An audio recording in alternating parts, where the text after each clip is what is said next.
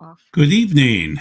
Courtenay Turner is joining us again tonight, and we're going to have a little bit of fun with what's going on in the world. So I'm Joel Blackford, there's Scott Harwell, and there is our special guest, Courtenay Turner. So we invited her back because she found this, and I'm digging for news all day, every day. She found the Centennial Conclave of the Luciferian hierarchy, which means that all the Luciferians are getting together, whether you're a Bilderberger or you're a whatever you happen to be, just an Alice Bailey type or you know who they are. So the bottom line is we needed Courtenay to come back and explain it to us because this is a huge event. Now, if you're a believer in God, you should be praying and fasting today. I'm hungry. I did not eat today. I'm fine. Don't worry. I'm an old wrestler, so I can handle going without meals for a long time, actually a few days. So the main thing is I want you to be aware of what's going on in the world, and Courtenay's going to explain these things, but there's also something that I want you to see, which is that there's a war brewing, okay? So the deadline is going to be tomorrow, and I'd like Courtenay's opinion on this because even though, she's doing more of the thought, the philosophy behind things, what I want you to see is that the go-ahead seems to be occurring where the AP is saying the U.S. reduces the presence of staffers not deemed essential in the Middle East as tensions rise. The deadline for Trump is tomorrow, and it looks like Israel's ready to go, and we're in the midst of this full moon right now, which is reddish colored because of the it's low in the sky. Okay, it's also the strawberry moon of June. The Luciferians are meeting, but also this war is ready to go. So the State Department, you can read the article for yourself. The State Department and other people are talking that it's kind of time, and Trump's deadline is technically tomorrow, a few hours from now. Israel will attack Iran. There are prophecies out there. So Zero Hedge is talking about this. The IDF have elevated their operational readiness. State Department for the U.S. is directing embassies within Iran strike range. They have an island just south of Iran, on Diego Garcia, where they have the planes ready to go. Okay? And once again, Trump's Iran deadline is June 12th. That's tomorrow. And Iran threatens to strike U.S. bases if conflict erupts over nuclear program. Courtenay, do you have any comments to make about this? Well, it'll be very interesting because, his last term, he was all about making peace in the Middle East. And it was pretty historic.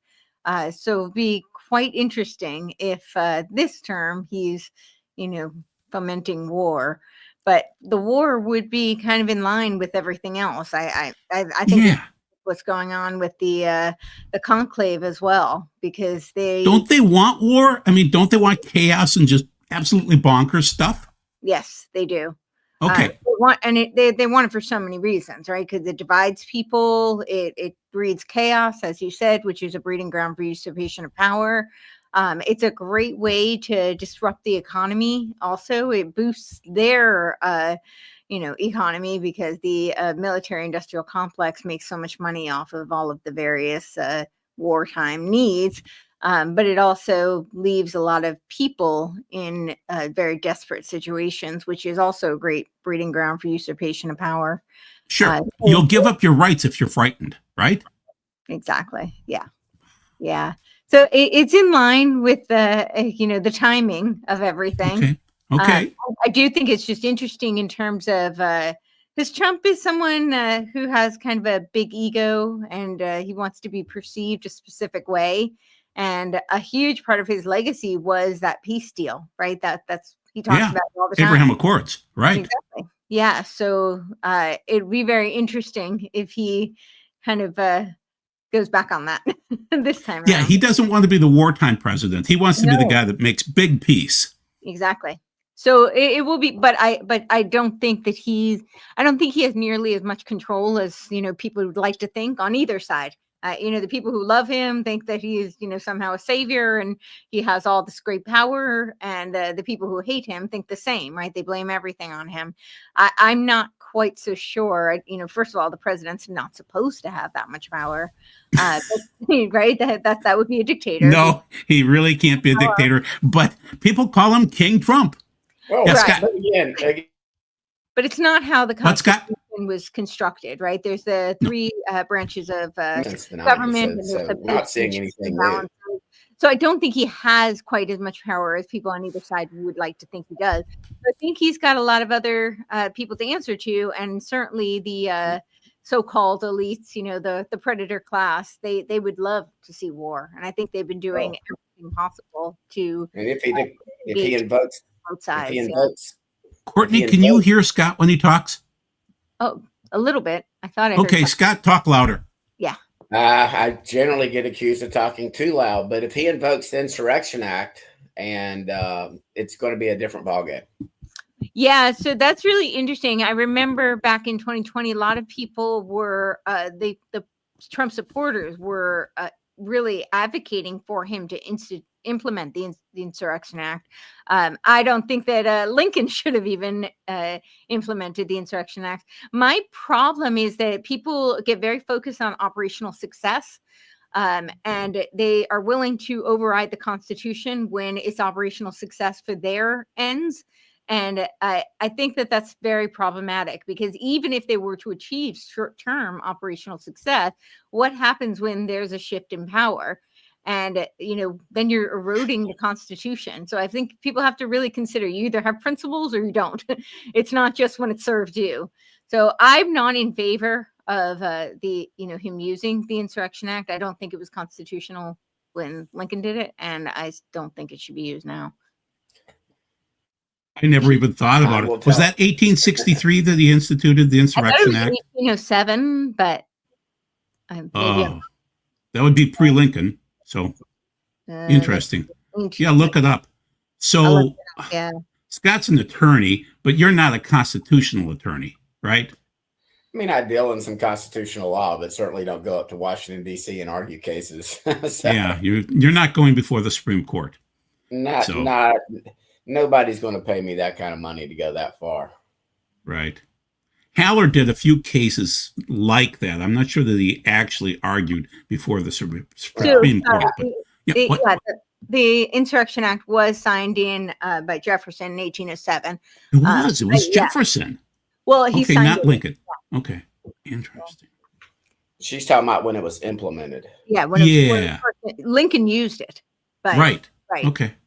But yeah, it was first signed in 1807. With Homeland Security, they could batten us down, guys. I mean, we would have no rights. All right, so let's cover the next thing. So the next slide real quick here is that Trump cannot ignore the latest damning evidence of Iran's pursuit of nuclear weapons. So more information is coming out. This is Gatestone Institute. They are a conservative think tank, and they're saying Trump is going wobbly on Iran, and so he has to step up and do something. And it looks like the U.S., Britain, France, and Germany are all ready to go and say they are actually creating nuclear weapons. They're not just creating nuclear power. So they've been caught in their lies, and now it's going to be serious. And so Trump has to do something about that. These are prophecies you can say, well, we don't know that. We don't know if these people are telling the truth or not, but this is Middle East Forum. They're saying absolutely days, not weeks. Israel's imminent attack on Iran, their nuclear sites. So it's just interesting to see that. Well, the other Courtney? Thing I would like to add is that, of course, if Israel acts, then they're going to frame it as they're the aggressors. It's going to increase the anti-Semitism, the tensions, and all of the conversation around quote unquote Zionism, which most people don't really understand what that even means. It's just a great dialectical pole. But I do think that it'll be very useful for the powers that shouldn't be, if it is Israel that attacks. So it will be, and it looks like those four other nations will be beside them and allow this to occur. Keep in mind, too, the G7 is coming up very quickly here. I want to say it's the 15th through the 17th of this month. And so that's the biggest 7 nations in the world other than Russia. I have a list of all these globalist meetings in my article that I just did on the Centennial Conclave. And yeah, G7 is one of them. The Bilderbergs, obviously, another one. We've got the International Labor Conference coming up. Yep. The GP 2025, the 8th Global Platform for Disaster Risk Reduction, the 37th UN Treaty body's chairman meeting. Then, of course, the G7, the NATO summit's coming up as well. And I think we just had the Trilateral Commission pretty recently. Oh, we did? Okay. That was in April. Okay. So, and then, yeah, so those were the big ones that I had. Okay, so this is from a man that compiles prophecies from the Greek side. Okay, so Greek Orthodox. So they're believers in Yeshua, but Iusus in the Greek. So anyway, he said this was uttered by, commented by Metropolitan, and no, that's this guy, basically, Peter Hears, saying that he cited it. Oh, aesthetic INR, Theodore and Attic INR, whatever that means, okay? He said, one day you'll be sipping coffee and you will hear the news that the Israelis have hit the nuclear program of Persia and that it will be a major worldwide event and start the same time after a sign either shortly before or after Erdogan, the head of Turkey, will fall. Erdogan just announced that he's leaving.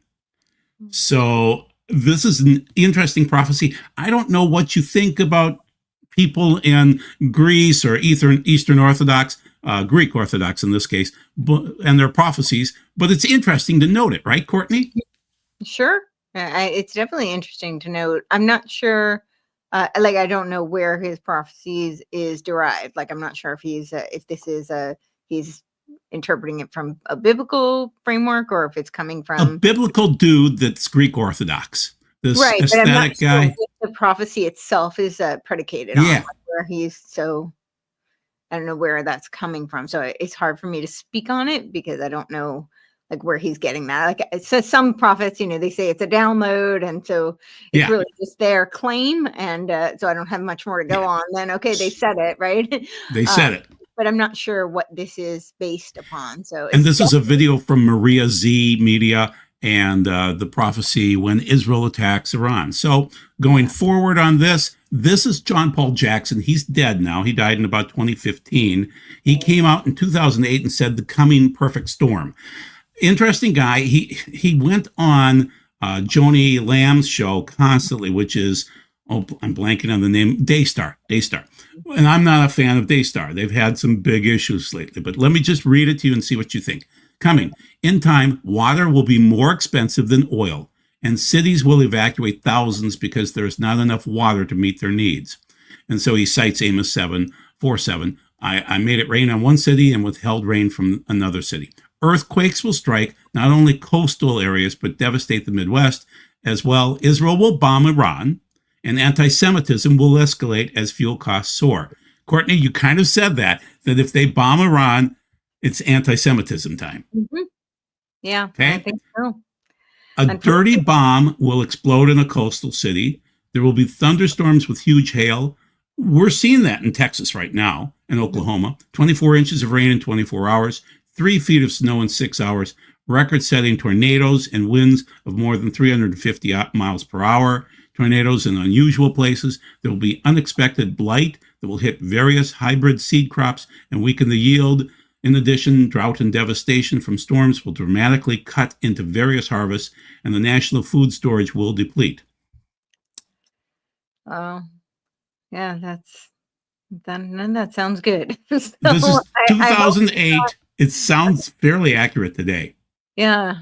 That's well, hopefully it doesn't all come true. So okay, so then a couple more slides and then we're done. But basically, this is the UN conference coming up the 17th through the 20th, where they're trying to divide Israel.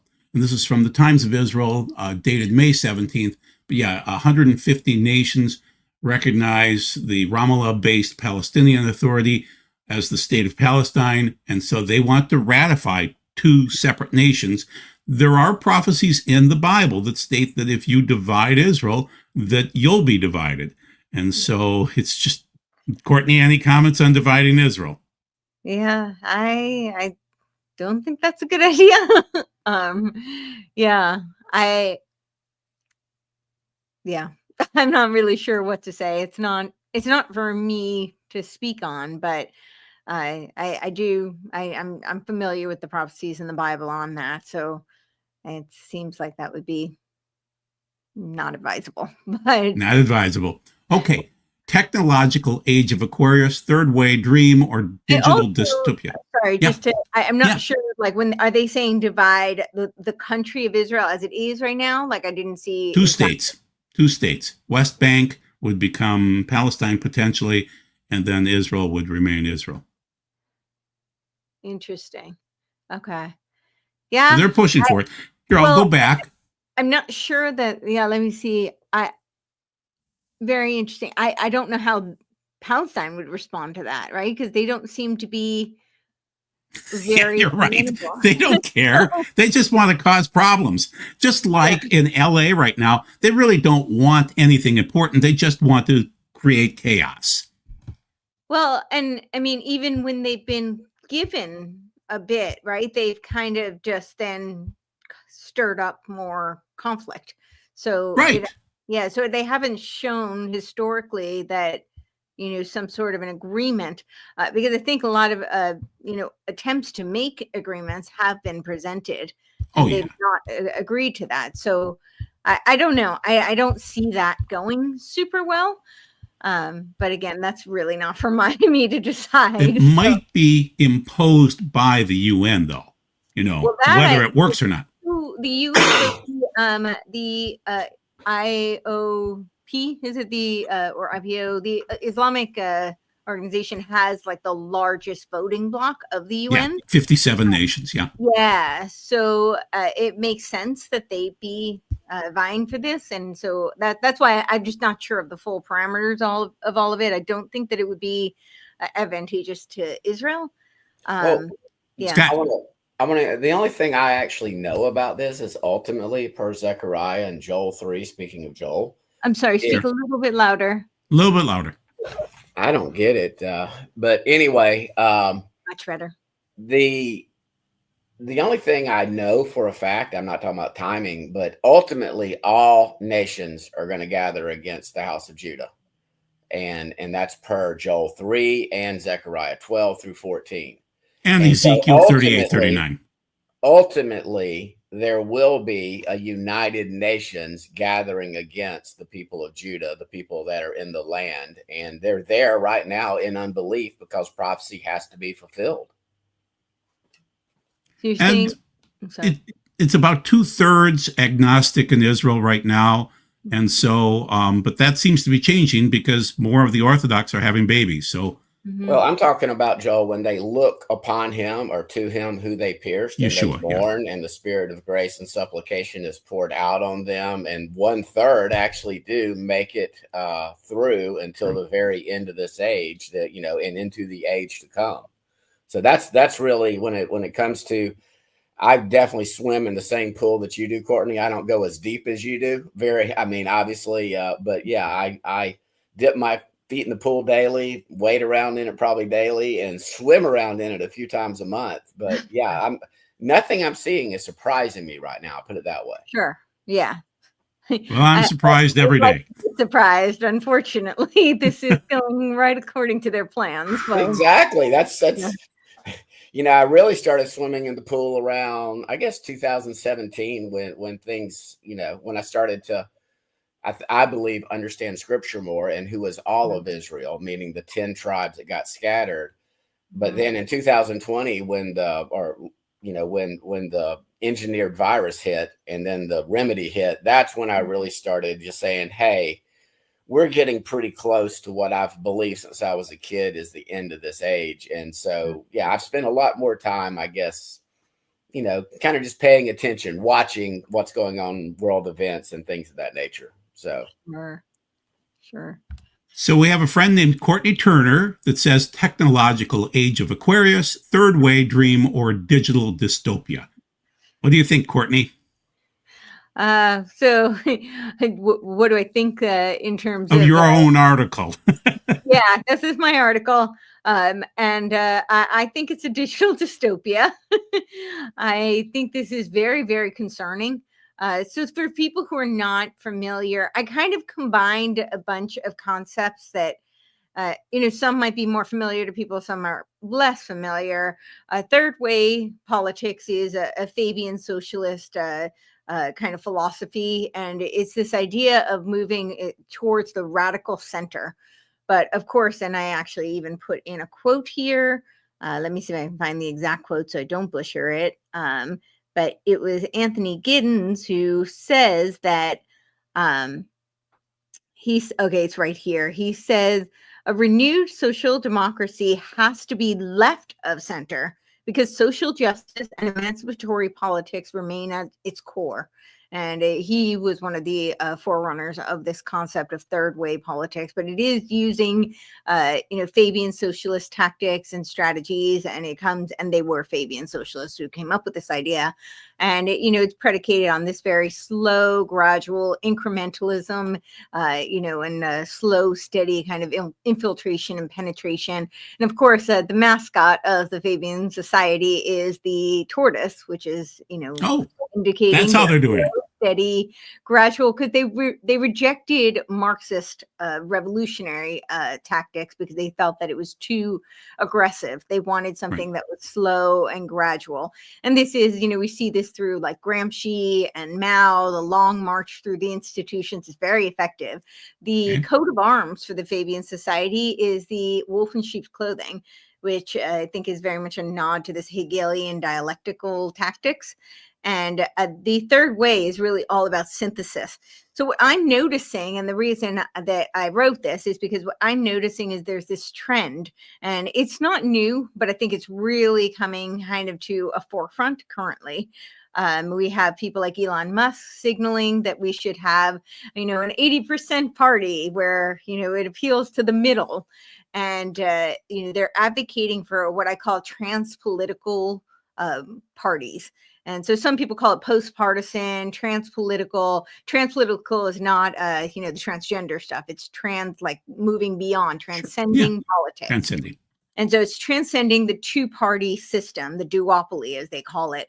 And I understand how the Hegelian dialectics are played. I'm actually in the middle of a book on Hegel's dialectic, and I absolutely think that they do use the left-right political system to foment Hegelian dialectical warfare. However, I also think that that is being exacerbated, and they're churning the dialectic intentionally to drive people further polarize people so that they can come up with this synthesis, their quote unquote solution, which is third way politics. And so I'm really trying to warn people. I've been watching this movement. There's so many of these various parties that have come through in the United States. And Fabian socialism is obviously a UK movement, but I think they infiltrate all over the world, quite honestly. But definitely here in the United States, I'm seeing this movement. And I've been studying this thing called Game B. And I've noticed in Game B, so I bring that into this article. There's a concept in Game B that's called the third attractor, and it's very similar. It's like you've got these two systems, and then we need the third attractor, which is essentially the synthesis. Daniel Schmachtenberger, who's one of the forerunners of Game B, one of the Game B thought leaders, and he uses the example of parallax in vision, and how you get the depth from that, right? And so it's a very similar concept. And Game B actually it was derived from an attempt to create another political party. It was called the Emancipation Party. And this party was a very Bernie Sanders type platforms back in 2011. And since then, there have been many other movements like that. And I go through a whole bunch of them. One of them has gone through a couple of iterations. So they've had many name changes, like the One Nation Party, the One Life Party, and then now it's called the United Independents.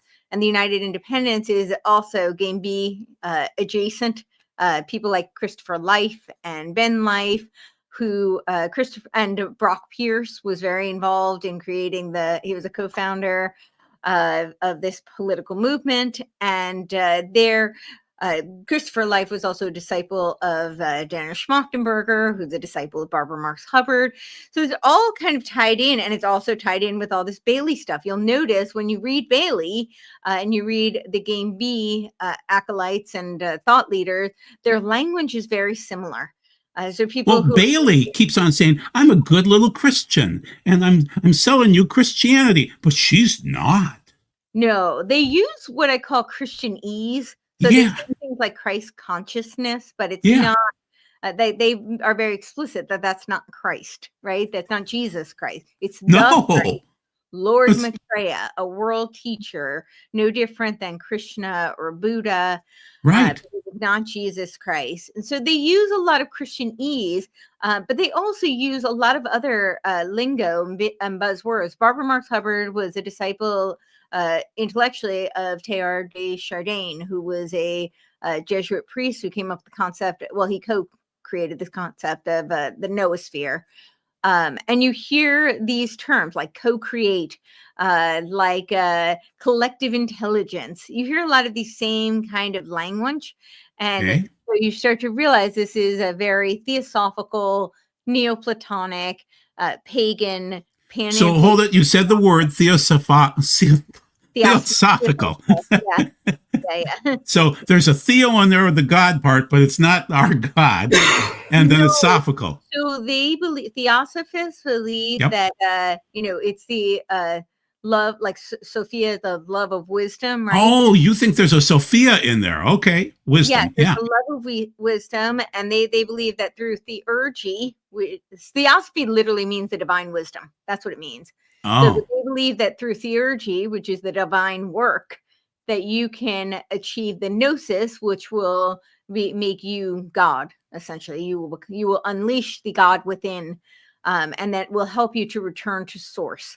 So, for it's the ancient battle of the one versus the many, and for the Theosophists, which is born out of the ancient mystery religions, including Neoplatonism. So you're citing Blavatsky. Why am I blanking on the Beatles cover? Yeah, Bailey, Alice Bailey, of course, but then also the creepy guy from 1904, bald on the Beatles cover, Aleister Crowley.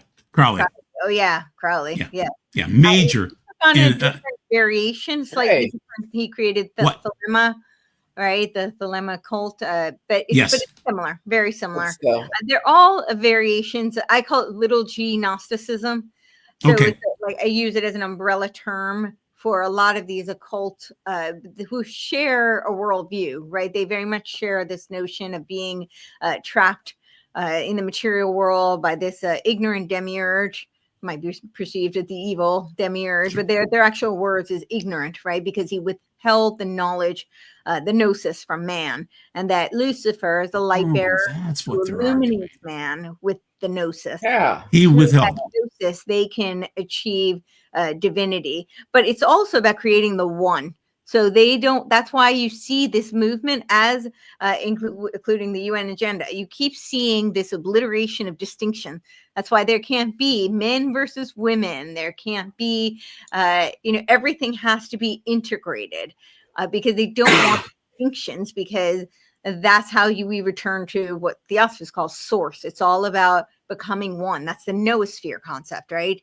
So, but what happens in that process is an eradication of free will. We don't have our individuality anymore because we all blend in, we all merge into the one.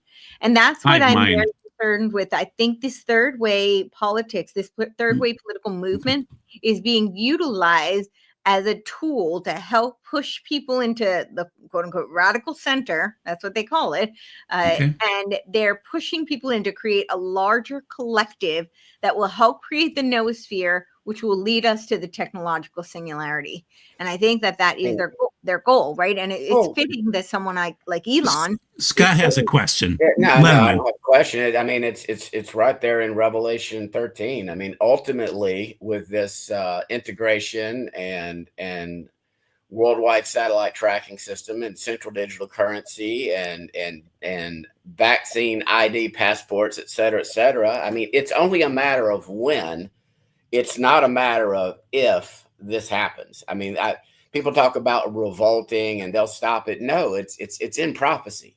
It's in scripture. It will happen. There's no coming together and defeating this like some of the channels do. It's just, you either trust in Yah, the God of Abraham, Isaac, and Jacob, or you don't.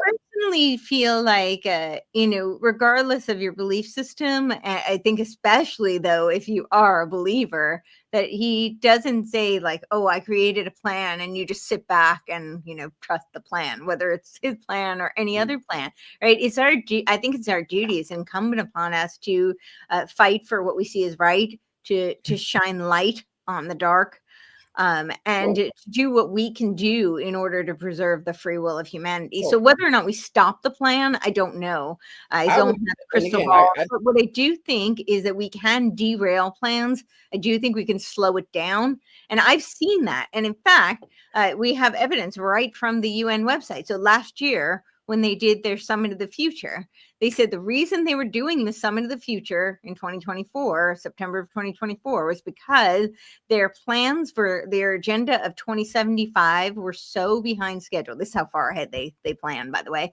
This 2075 was so far behind schedule. And they said one of the biggest reasons it was so behind schedule is because, I'm paraphrasing, but basically they said that the United States has been such a thorn in their side. Go US. Oh, but again, I've got to push. Courtney, can you hear Scott? I have to push back a little. I have to push back a little bit because again, I do believe Scripture, and this will happen. It just won't happen until it's Yah's timing. In other words, these entities, Psalm 2, these kings that conspire, and I'm going to use some Hebrew scriptures because they're just as applicable as what's in Revelation or the Gospels. The kings conspire and Yah laughs. He laughs. In other words, they're not going to do anything until the timing is correct. Babylon didn't defeat Judah until the timing was correct. Sit back, and when they see evil, when they see humanity being eroded, that we should just sit back and, hey, God has it, we do nothing. No, I'm not. Obviously, I'm doing something right now. I'm sharing, I'm warning. But if I am delusional enough to think that I, in Birmingham, Alabama area, have the capability of taking on Peter Thiel or any of these world leaders in the elite, God can, and he can certainly slow down their plan. But I view him as sovereign. He appoints kings. That's Daniel. He's the one that appoints kings. He appoints presidents. He appoints UN, whatever they call their potentate. So yeah, he's totally in control. Nothing is going to happen that he does not allow, period. And we, as his people, we're not going to prevent anything that's part of his divine plan. You think that he doesn't, you think he has a divine plan and he responds, but yet we have no power? No. We have free will. Obviously within, we have a role as his children and as his people. So. Well, again, I agree. We have a role, but we're not going to stop prophecy from being fulfilled. All nations will gather against Judah. I mean, it says it. It's never happened before, and he will save Judah. That's straight out of Zechariah 12 and 14. It's going to happen. So let's move forward to what we found with Courtney. She was out digging, and I was out digging, and I found her. And just before that, she found that on June 11th, today, that the World Invocation Day would occur. And so this is the Alice Bailey types again, and all of those other, you know who they are. They're the Luciferians. And so there I found you and brought you on the show a few months ago. It's a full moon. Alice Bailey loved her full moons. Any comments on the full moon, Courtney? Yes, it's the strawberry moon. Although they say that it's actually not that, it's like a micro moon this time. So I don't know. So they say it's not nearly as impressive as a typical strawberry moon might be. But yes, the full moon is a big deal for Alice Bailey. This is a time with a lot of philosophical awareness and a good time for her disciples and her world goodwill servers and ascendant aspirants, as she calls them, to convene. And this is particularly special because it is the centennial of the conclave. Yep. And of course, it's the centennial of the conclave on the year that she had predicted would be, the externalization of the hierarchy. This is when she says. Can you explain that to the people? Why we're hitting that drum pretty hard? What's the externalization of the hierarchy? So the externalization of the hierarchy is when she says these ascended masters, some people might say demons, but spirits, ascended masters will be externalized. So they will become much more present here on earth. So all the fallen angels, and they will start to interact and make themselves known to the humans. And so there will be this engagement and interaction of these fallen angels or ascended masters with humans here on earth. And they are praying and fasting and meeting together over in London, New York, Geneva, and plus the Bilderbergs, I think up in Sweden. But the main thing is this is important to them, people. And on the Christian side or on the Jewish side, nobody's talking about this. It's just Courtenay.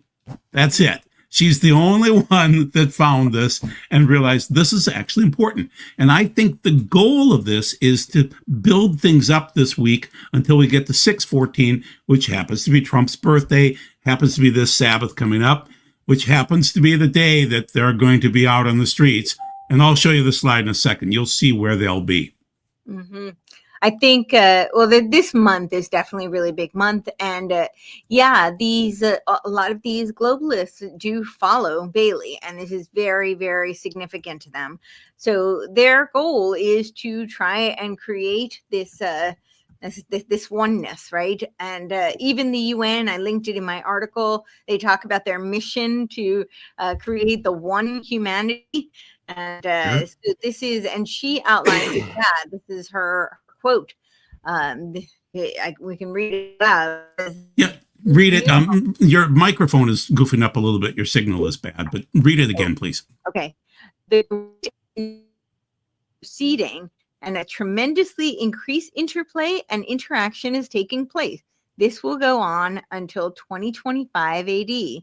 During the years intervening between now and then, very great changes will be seen taking place, and the Great General Assembly of the Hierarchy, also known as the Centennial Conclave, held as usual every century. In 2025, the date in all probability will be set for the first stage of the externalization of the hierarchy. The present cycle from now until that date is called technically the stage of the forerunner. It is preparatory in nature, testing its methods, and intended to be revelatory in its techniques and results. You can see, therefore, Kohans, masters, initiates, world disciples, and aspirants affiliated with the hierarchy are all at this time passing through a cycle of great activity. They say the first one was 1425. Yeah.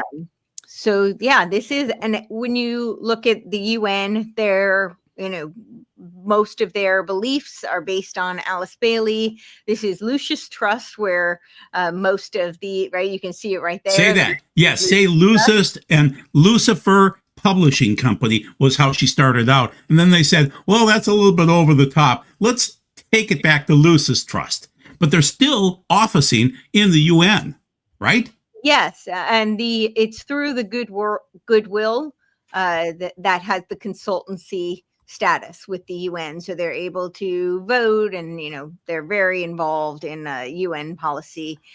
She created World Goodwill, the Triangles, and the Arcane School, along with Lucius Trust, which initially was Lucifer Publishing, and then it was in 2022 it was Lucifer Publishing, and then in 2024 they changed it to Lucius Trust. And it was because they got a lot of questions from Christian groups who were, wondering why they were publishing Lucifer Publishing. But yeah, and it was, she's a co-Freemason. Very interesting that she was a co-Freemason. So was Madame Blavatsky and Annie Besant. They were all co-Freemasons, and her husband, Foster Bailey, was a Freemason. And I point this out in the end of the article. I talk about this because I had done a pretty long tweet on X, Twitter, whatever we call it these days, But talking about how she believed that Freemasonry would be one of the key institutions that could facilitate the externalization of the spiritual hierarchy and the establishment of the universal spiritual framework, often referred to as the New World Religion. And she thought that it was the role of the Freemasons to do that they would be instrumental in creating this. And I have a bunch of screenshots in that tweet from her directly saying that. So Scott, you had a comment? Yeah, I again, I have not researched as much as you have, Courtney, but I have read snippets and others that have written about Bailey and Blavatsky and Crowley. And I've been aware of this 2025 date, their age of Aquarius, their ushering in of the new golden age for quite some time. And I'm not the least bit shocked that it's 2025 and that we're seeing some of these things. And again, I'm not making a prediction, but I would not, and it's up in comments and things. I've highlighted a few of them, but I mean, we've got the president of the United States that wants to have this big military parade. We've got these thousands of protests going on around the country this weekend. This is a fuse box ready to go off internally in this country. You have the I'm going to call them former spooks that are like on Sean Ryan's show or Joe Rogan's show. You know, they've been more than dripping. They've turned the faucet up about how many terrorists, how many North Koreans, how many Chinese, how many Palestinians, how many illegals are in this country. And so, you know, you're living in a fantasy land if you just think everything is going to be hunky dory. I believe scripture and what will ultimately happen and play out, but what Courtney is talking about, order out of chaos, Freemasonry, what Alice Bailey said, this is nothing new. Our founding fathers of our country, many of them were Freemasons. Our capital is designed after Freemasonry symbols and occultic symbols. I mean, we have a big giant phallic symbol as Washington Monument. We have the compass. The streets are laid out. We have the divine feminine in the Capitol dome. You know, it's laid out just like Rome. And so a lot of people don't know this, you know, and maybe probably most of the people that follow myself and Doug and Joel are aware of the periphery of it. But, you know, and people were asking Courtney, why are you on here? It's because this is your expertise. You have really delved into this from this occult angle. And so you're on to give us your knowledge as to the occultic, because I would consider myself like 8th or 9th grade compared to the level of research you do. And you would be sort of at a doctorate level compared to me. So that's that. If everybody's, and I'm a 3rd grader. She's on to discuss about these things, which I do believe may start manifesting as early as tonight or this weekend. So everybody, you know, a couple people and you know, if you have yourself maybe, you know, some extra gas for your generator in certain cities, don't go into the inner cities this weekend. Do not. Don't go counter protest. I'll show you that and then I'll come back. This is the map right here. Do not go to those places this weekend. Do not go there. You know, we don't have kings. And I kid that Trump is a king, but really they're taking it to the next level, which is they want to knock him out of power. So stay away from those places this weekend, guys. But that's not happening. If anything, if there's riots, I said it in Minnesota, and I said it because I didn't think Trump would win in 20. But I did believe he was going to come back on the scene in 24. And I've said it, and I'm on record saying it, that if and when there's riots like there were in Minnesota in 2020. Right down the block from me. This time the troops are coming in.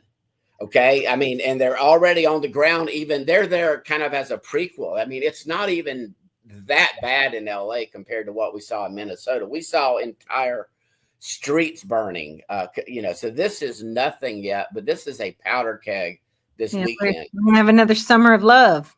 1968, I remember it well. But this time there might be a huge old crackdown. And remember what happened? I was a little bitty boy, or not even born yet, when the National Guardsmen opened up fire on the protesters at, was it Kent State? Kent State, yes, that was it, in Ohio. Yeah. So Yeah, everybody, you're not going to do anything by protesting for Israel this weekend, against Israel, pro illegal immigrants. You might get a brick to the head. Just be safe. Pray. Stay Shabbat. Stay home, Shabbat, fast and pray. This Shabbat. Okay, stay in your home with loved ones, and if you're, if you live near an inner city, maybe go Shabbat with somebody, or take a weekend to the country or something, because it's not going to be pretty. I don't think. I'm not making a prediction. This is not a prophecy, guys. This is not a "thus saith the Lord" type thing. So what Alice Bailey was talking about, and this is where it transferred into Lucis Publishing, but basically on white magic. And so she claimed to be a Christian again, but in time, the masters will again walk on earth amongst us. Right. Courtney, comments?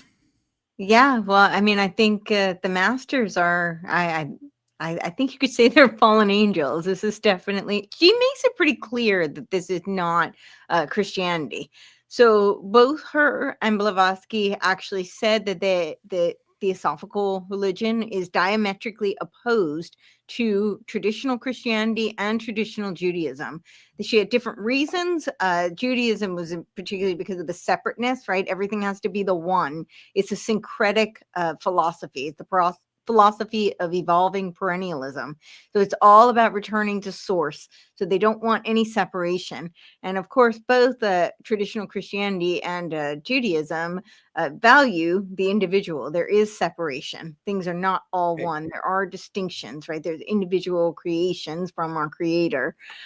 So this is, so she makes it pretty clear that they are diametric. They welcome the syncretic variations, the mystical variations, the Kabbalistic variations of both Christianity and Judaism. And Courtney, I'm just interjecting because I believe some in the audience think you are an Alice Bailey occultist. No, you're actually teaching people about the dangers of this. So right. That's what we're doing tonight. I put Mark's comment up so he would understand. No, you're warning against this. People should go and follow my work, and they will see I have been warning, proverbially screaming from the rooftops. And what I tried to tell people is because I really value free will. It's not for me to tell people what to believe, what to subscribe to, but they need to know there are people who truly believe this stuff, whether they, are outright Satanist, Luciferian, they believe this stuff. And then there are people who use this to control others. And I actually think there's a lot of evidence that Blavatsky was an intelligence asset. I think that I would probably align with that evidence and say that there's a lot, that's probably accurate. It could very well be true of Bailey too, although I've not found evidence of it, so I can't speak one way or the other. But what I can say, and this is why I wrote this article, which is quite extensive, and I think people should go and read it before they make their judgments. Feel free. I mean, they can judge whatever they want. So give the website again for how they can find it. So it's Courtenay Turner Substack.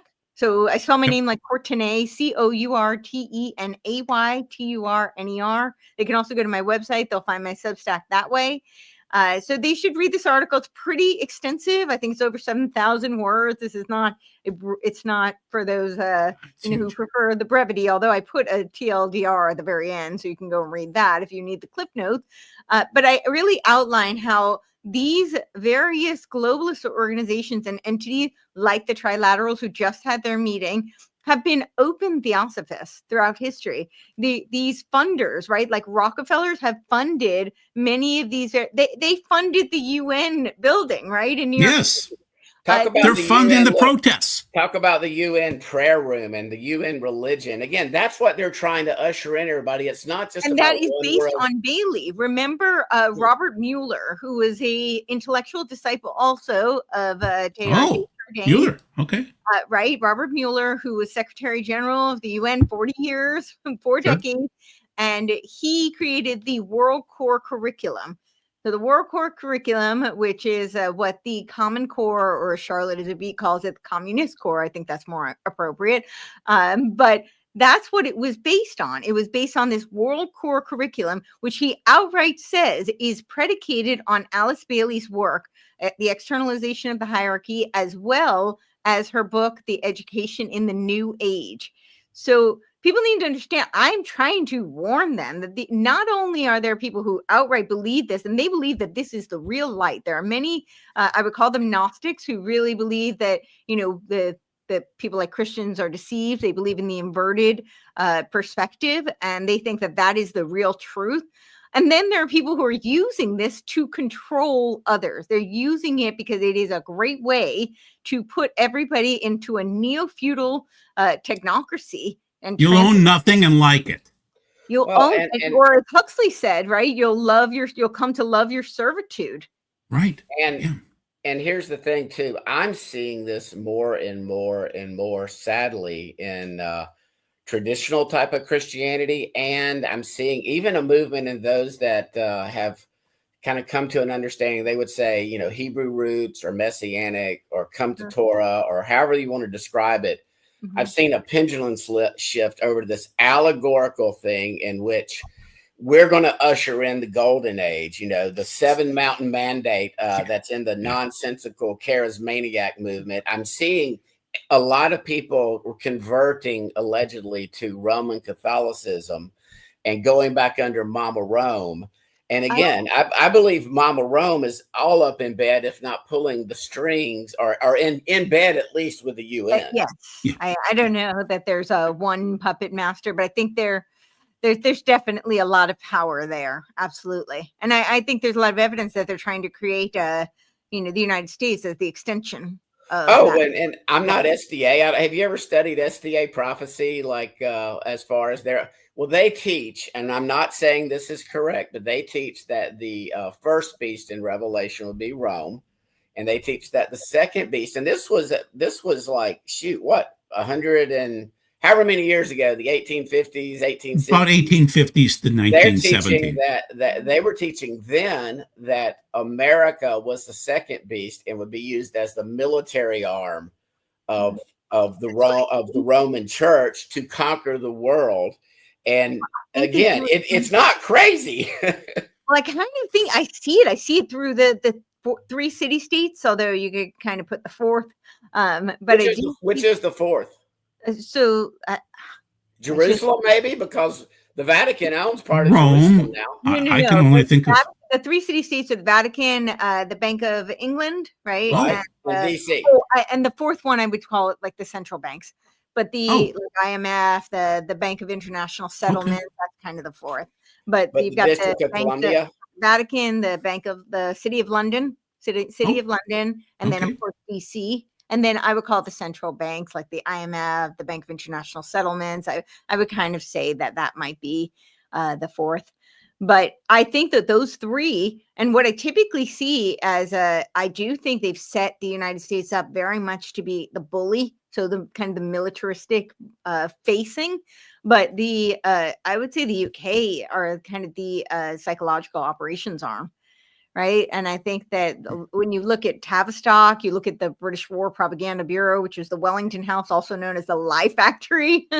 Are you familiar with Whitney Webb's work as far as Epstein and her book and her articles and talks on Epstein and on Diddy and them being like agents and controlled by the Mossad and the CIA? Yeah, I'm familiar. Yeah. What are your, have you, I see you haven't done a deep dive into that. I've done some, I think we've done a lot of overlap work, but I haven't read her. Like for instance, Epstein's little sidekick, I forget, Ghislaine Maxwell, her daddy was big into publishing books and education and things. I mean, again, this is a very Ghislaine Maxwell also was, she had that whole concept of Terramar. And when you look at Peter Thiel's seasteading, it's almost identical to Terramar, like this idea of city-states in international water.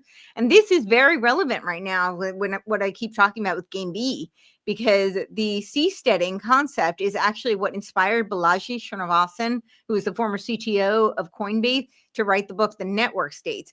And then in the network DC actually has a chapter on seasteading, and Peter Thiel has now adopted the network state concept because seasteading was not super popular, it didn't take off.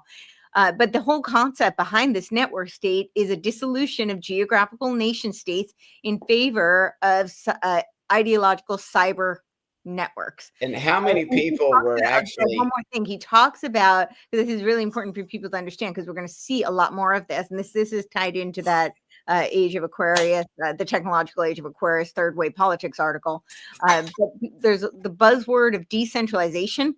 So if people recall H.G. Wells, he talked about how decentralization would be the conduit, or the decentralization of the academic institution would be the conduit to create the world brain. And what are the information institutions today? It's the internet, it's technology. What does Balaji Srinivasan say? These network states are all decentralized. But if you read his book, he says that the purpose is to later re-centralize. So, Courtney, what's your thoughts on this Doge thing and Palantir, and maybe that might get this video struck, just be saying that word, but essentially, don't say a word. Okay, but essentially, you just think about this. You've got this Golden Dawn person, that everybody's just loving on the conservatives, and what does he do? He brings in the technocrats. Yep. And he brings them in, and they end up inserting their AI into the American government.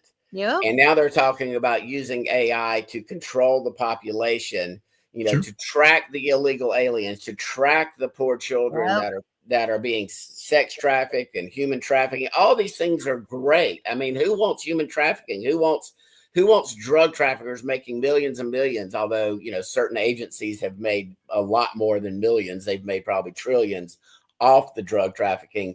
But it's not coincidence, I don't think, when we're talking about, I'm just going to say Peter right now, the guy, and his little protege, who happens to be a Roman Catholic, married to a Hindu, that's now the vice president, that came out of nowhere, and everybody was just shocked when the Golden Dawn picked Vance as his. And I was like, why are y'all shocked? This is exactly what's coming, And when Musk got on board, everybody's like, what is going on here? Yeah, everybody wake up. Right, and we're seeing so many of these, kind of. I don't know how to say, but it's a kind of, they're using the front of Christianity. Peter Thiel very much professes to be a Christian, although everything he says, I don't know how it's commensurate with Christianity. You've got a lot of these players, like these recent converts, the Russell Brands, and now we have got Rogan talking about, I'm just waiting for Rogan and Brand to do like seminars on Christ consciousness.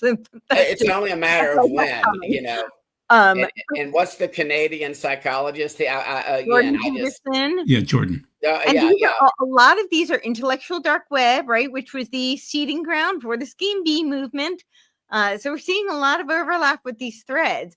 But the PT guy, right? This is very concerning. He's very influential in the Trump administration right now with the vice president, as you mentioned. And what we're seeing is he is a huge proponent of this philosophy that's called the Dark Enlightenment. And what I see, never heard that. So this is our VP that's saying that, right? And Mr. PT guy, right? We'll wow. just call him the PT guy. Okay, Peter. Okay. Yes, Mr. Peter. With his panopticon creation that preceded by Intel. By the way, his first client was the CIA. His main client is the agency, and some would say maybe even the other agency in another certain Gentile state that might actually have a lot of control of our agency. Yeah, I think there's some interweaving there. There's some interwebs going on. Usually, there's a reason they call it the Five Eyes, right? So there's that too. But yeah, so I'm sorry, I disturbed you, Courtney. You were talking about the dark something rather. Dark enlightenment. So explain that one to us. Wow. I very much see a dialectic between the dark enlightenment and the Game B brewing. I see and there is an overlap between Peter. Peter is kind of like the bridge between the two. But the Dark Enlightenment was inspired by a movement called accelerationism. This was Nick Land and Sadie Plant, and it's the idea of taking capitalism to the nth degree. It's an apocalyptic philosophy. They believe that we're kind of, that capitalism is going to implode anyway. So we should just speed it up and use it, push it as far as possible. And they want to use technology to do so. And then this concept of the Dark Enlightenment, also known as the neo-reactionary movement. One of the leaders of this movement is a guy named Curtis Yarvin, who's also heavily inspired by Nick Land. And he went under this code name, like his pseudonym was Mencius Moldbug. And he's been writing since like 2007, 2008. And it's really interesting. Even CNN is now talking about him, like, yeah, there's this guy. He's been blogging for like a decade. I'm like, almost 2, but who's counting? And they said, yeah, but now he's very concerning because so much of his followers are surrounding the Trump administration. And they have this philosophy of creating what they call GovCorp. So Curtis Yarvin actually has said very openly that if the part of the problem with Americans is they need to get over their fear of dictatorship. And he thinks that the government should be run by a CEO who's a dictator. He wants an autocracy. So he literally wants it to be a dictatorship. But it's even worse than a dictatorship because, people think that communism and fascism is bad. And I agree. I mean, they're responsible for some of the worst atrocities in history. But it is nothing compared to what technocracy would bring. Because you think that you can argue with people.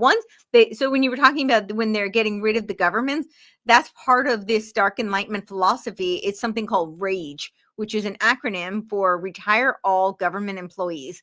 And so they want to retire all the government employees so that they can replace it with AI, with technology. Oh, I could see that happening. I sold software for 15 years. We could do it right now with what we have. We could replace almost every human being in government. And that's what they want to do. And they want to move everything into the private sector. And people seem to think that that's going to be more liberating. However, there's no accountability, and it creates it's just a funnel for public-private partnerships, which creates this big consortium that are all beholden to NGOs like the UN, so they can achieve their sustainable development goals. And they get paid for that, right? They get incentivized and then put everybody on a tokenized economy. The reason I say I think it's a dialectic between Game B is because Game B is the much more, they advocate for decentralized, but again, I think that that's a little bit misleading. They talk about things like, it's a much more theosophical language. So it's kind of social engineering, soft power versus the autocracy. But I think that people are much more familiar with the Dark Enlightenment now, and they're starting to really push back against it. So there's going to be a pendulum swing, and it's kind of like the analogy I use is like the Satanists, which are overtly dark in your face, and then there's the Luciferians, it's the false light, and I those actually bother me more because I think they're deceptive, and so you're opting into. Scott has a question. No, it's a comment. There's a young lady. She doesn't produce many videos, but she's been talking about this for a year. Her channel is probably Alexandra. She's younger, but she does a lot of the same type of research that you do. Okay. And she's been talking about this dark light within the occult. Mm-hmm. You have a dark side, mm-hmm. And then you have a light side, and mm-hmm. that they almost pretend to be at war with one another, but ultimately the goal is synthesis for them to come together into this golden age, mm-hmm. in which, like we're talking about, in which certain individuals, there's no more governments, there's no more politicians, the elite run the world, mm-hmm. and they control it by this new integrated AI central. You can't make transactions. I personally believe that what we've seen in China since Kissinger and Brzezinski, who were all up in this back in the 60s and the 70s, they were all into theosophy. And when their test case has been what we would call communist China. I think that has just been the testing ground. Yeah. And what we've seen over the 90s with NAFTA and Clinton, I mean, everybody think about it. Clinton comes from nowhere and is president, and he's he didn't come from. Let me finish. Okay. Yeah. This is a conversation. Okay. Clinton comes from nowhere. He's trained up in I say nowhere. He's trained up in a Jesuit school system, Georgetown. Mm-hmm. He then is groomed, and then Bush all of a sudden pretty much tanks it. And then Clinton is elected to bring in this NAFTA. So who would have been against that at the time in the 90s? It would have been the labor unions. It would have been all of the workers of the factories. So they use a Democrat to essentially end up gutting our manufacturing capacity of medicine and steel, and everything we now import from China used to be produced in America back in the day. And so now they've brought in the Golden Dawn, and what a conservative would normally be against, bringing in the jackboots. Like, in other words, when all that stuff was going on in the 90s and they were bringing in the military on Waco and all these other things, who were the ones rising up against it, going and doing their compounds? It was the conservatives. It was the Republicans. Who's now calling for the troops to be called in? It's the conservatives. Guys, it's like, I sit here and watch the news, and I watch my college friends who I love to death, and people that actually get into politics. And I just see this is like a symphony, and you are allowing yourself to be played like a fiddle. Yeah. Well, it's Hegelian dialectics. I'm in the middle of my book on Hegel's dialectic, and it's called Hegel's Dialectic, a Gnostic Jacob's Ladder, and a Machinery of Control. And I have a preview of it on my Substack. So if you want to read what I have so far, they can. But I'm kind of. Courtney's deep. She's a philosopher of this, and so it's good stuff. She really thinks about it. Scott, can you pop up the slides real quick? I appreciate that. Thank you. Yeah. Scott. Yeah, there you go. So basically, people, why is Joel hammering on this? Because Joel's been working for about a year now thinking, it seems as though Revelation 9, the fifth trumpet, is where these creatures, fallen angels you could call them, pop up from the abyss. And so what I'm arguing is that Courtney figured out that the Luciferians were talking about it today, And so that's a prison release number one. Prison release number two seems to be from someplace near Babylon, and that's the sixth trumpet of Revelation 9. 200 million Nephilim are sent out to battle humans for resources and life. Okay, that's the second release. The third one seems to be those fallen angels that are up in the sky someplace. They're released in Revelation 12. And so I want you to be prepared for this, because this is what they're imprecating today at, New York and Geneva. And Scott, what? No, I was just going to say, and from a chiastic structure, when we look at the trumpets, the centerpiece is what you were actually talking about last week, Joel. In other words, when the sun and the moon and the stars are affected. Yeah. Again, we look at it chiastically, in which it's not our Greek mindset, 1, 2, 3, 4, 5, 6, 7 in a chronological order. You have potentially that for that fourth trumpet to be, it's connected to 1, 2, 3, and 5, 6, and 7. And so I believe that it could end up happening that some of your celestial events you were talking about last week could happen after these other events happen. But again, I could be incorrect.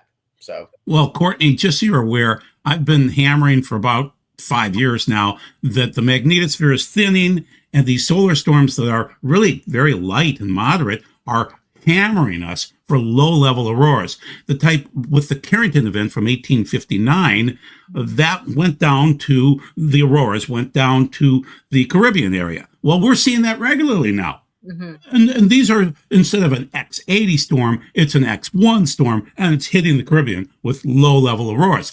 That's shocking. That's horrible. You should have felt it, people. From June 1 through June 4, you should have felt your teeth hurting, your knees hurting. You should have been exhausted, because these were solar storms that were KP 7s and 8s. I was working out and pumping iron. Yeah, well, I wasn't. I was miserable. But I also had a tooth break on me during that time frame. Wow. So anyway, it was fixed today. So the main point is, I want you to be aware that Courtney's the only one that knew this and has been preaching about this for years, and you should be aware of this, because if this is biblical, and also, for those of you that say, well, I don't necessarily agree with Joel that these are prison releases. Well, it also talks about it in Isaiah 24:18. It talks about these Zava, we'll call them. They're fallen angels being kicked out of heaven and God judging them. So we know this is going to occur. I want you to be aware that people are trying to invocate this into existence. Well, and they can pray all they want to, Joel. Today is World Invocation Day, and I'm not going to read the prayer. It is in my don't. It's in my article, but I don't want to read it. But what I will tell you is that the very end, it's very creepy, because the last line is to seal the door where evil dwells, and don't tell you which side. Speaking of prayer, any Trump jock sniffers out there? He had his little national security guy. What's the form? Oh, Flynn. He's sitting there quoting theosophy prayers. It was Claire Prophet. Prophet prayer. Oh, he's quoting Claire? Oh my, she's nasty. Well, what I'm saying is Flynn almost quoted it word for word to a church, a Christian church, and they're sitting there praying along behind it, and it's like it was like a bunch of sheeple in a trance. That's Flynn, huh? A lot of people knew what it was, but no, because they're ignorant. Yeah, most people just want to talk about the weather, or they're going to get programmed from the left or programmed from the right, or they're not interested in this stuff. And if you get interested in it, you're considered really, really weird fast. So, people are asking why Doug's not on. I mean, I love this stuff. Doug's not big into this at all. He probably did have to take care of his kids, but this is not his shtick.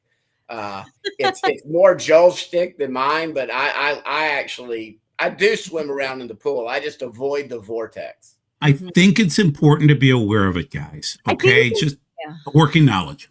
I think it's really important for people to be aware, and especially to be aware that people who have a lot of power and who are dictating, they're attempting to try and create a one world religion and a one world government. Those people follow this. Those people, whether they believe it or they're just using it, either way, they're being guided by this material. And I think that's really important for people to understand. So when they say they're getting together and they're going to do a prayer for World Invocation Day, one of the first World Invocation Days, the prayer was recited by Eleanor Roosevelt. These aren't fringe people, right? These are people in very high up in politics, very high up in trying to dictate global policy.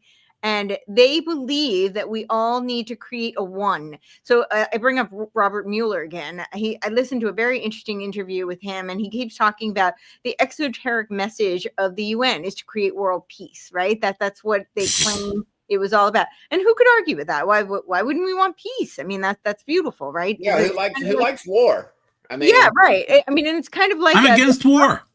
They talk about love and light. Who could argue with love and light, right? It's the gospel of the Beatles. All we need is love. Sure. Exactly. It's love. Love is all we need. So who could argue with it? But you have to understand that when they talk about peace, world peace, it means they're eradicating any distinctions, any individuality, and free will. And here, any property ownership, any rights. Well, yes, but the reason they have to eradicate free will in order to create peace, I can just break this down really simply for people.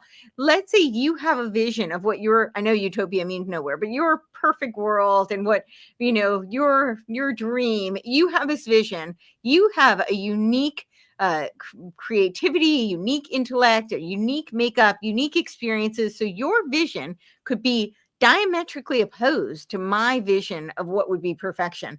Now, if both of us are trying to vie for what would be our vision, but they're diametrically opposed, we're not going to have peace, right? You're trying to create your utopia. I'm trying to create my utopia. So when they say we need world peace, what they mean is we have to eradicate free will, because we can't have difference of opinion and difference of thought. We have to all think the same. It is Orwell. 1984 scenario. Sure. And again, I believe George Orwell was he probably, I don't, from what I've read, he might have been sort of involved in this, sort of like this. You mentioned the author earlier, The War of the Worlds, et cetera, some of the. But let me read this just real quick. Let me get biblical for a second. Here's what any believer in the Bible, in God's word, God of Abraham, Isaac, and Jacob. This is what God's word says about all this stuff. For Yah spoke thus to me with a strong hand upon me, and warned me not to walk in the way of this people, saying, do not call conspiracy all that this people calls conspiracy, and do not fear what they fear, nor be in dread. But Yah of hosts, him you shall honor as holy. Let him be your fear, and let him be your dread. He will become a sanctuary and a stone of offense and rock of stumbling to both houses of Israel, a trap and a snare to the inhabitants. Many shall stumble on it. They shall fall and be broken. They shall be snared and taken. Bind up the testimony. Seal the teaching among my disciples. John's not making up new stuff, everybody. I will wait for the Lord who is hiding his face from the house of Jacob, and I will hope in him. To the teaching and to the testimony. If they will not speak according to this word, it is because they have no dawn.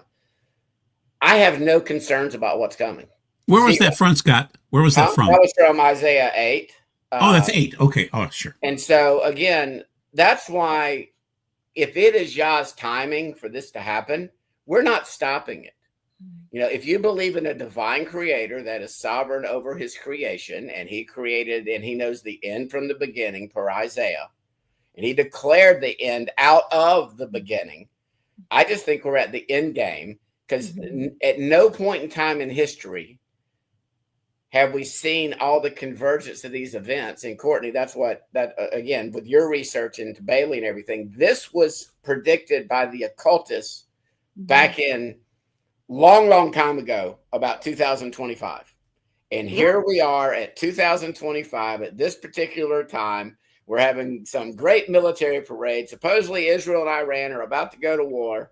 You have just a few weeks ago, Ukraine taking out a lot of nuclear, and Russia saying we're going to respond. So if all heaven on earth breaks loose, and that's what I'm going to call it, over the next few days or the next few months or the next few years, and you've got faith, don't worry about it. Scott, pop up the slides again, because we'll kind of discuss that. So pop up my slides. And so, Courtney, I'd like your comment on this, that it doesn't matter what the chaos is.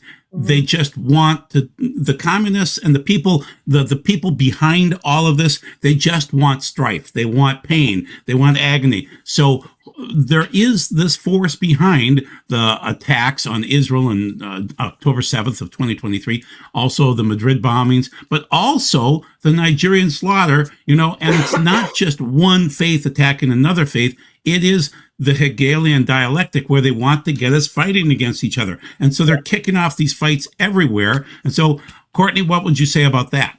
Yeah, I absolutely agree. This is all. I always say that the Satanists, the occultists, whatever you want to call them, they have a trinity that they worship, and it's the triple D's.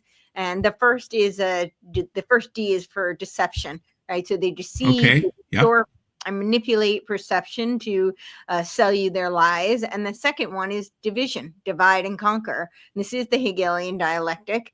And that's why I call it a Gnostic Jacob's ladder and a machinery of control, because I think people, they absolutely use it in order to create warring factions, create polarization, heighten those tensions so that you can churn the dialectic.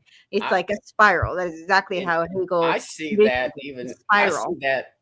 Courtney, I see that even in biblical circles where, of course, where certain things, like say, for instance, the shape of the earth are used to divide people. Sure. Or you've got a belief in, that the kingdom, that Yeshua already returned and we're in Satan's little season, or that's one of the newest and latest about Tartaria, and the kingdom already came and Jesus has already left, and we're in this wild west of whatever. So I see it about you have people dividing over genealogy. You've got people teaching Black Hebrew Israelites nonsense. You've got people teaching Africans are the true Jews and the true Israelites. You've got people teaching Filipinos are the true Jews and the true Israelites.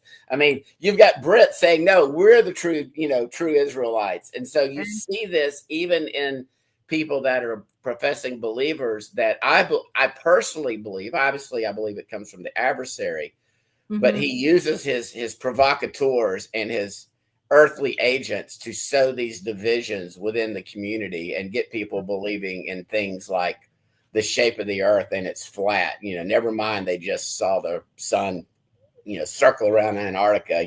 That was one preacher in Alabama is preaching that Satan did that, as if Satan has control over, over the sun, moon, and stars. No, that would be Yah that has that. And there's a nincompoop here in Alabama preaching that you have to believe in flat earth and a bubble dome in order to be in covenant with Yah. I mean, it's ridiculous. And this is just a sign of the times that I believe that shows we're in the end of the age with all the nonsense in the interwebs, anything and everything. It's the vortex. That's what I was talking about, the vortex. Try to stay out of the vortex, stay grounded in scripture, stay grounded in what we know is truth. Right.